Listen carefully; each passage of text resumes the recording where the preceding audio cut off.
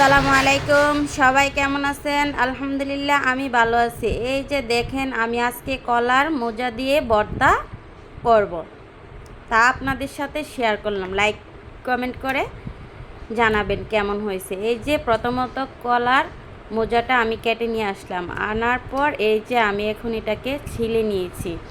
এই যে সবটুকু ফেলে ওটুকু আমি রেখেছি। একটা কলার তুর দিয়ে আমি এখন ভর্তা করবো। আমরা গ্রাম্য ভাষায় কেউ কলার মোজা বলে, কেউ কলার থুর বলে। আমি কলার থুরও বলি, মোজা বলি।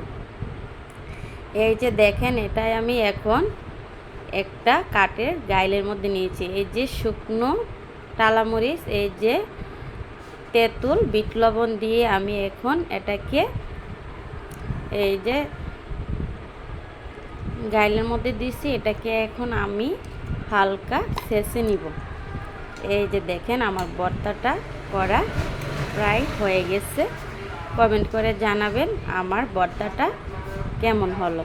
এই যে এখন একটু চিনি দিয়ে দিব স্বাদের জন্য।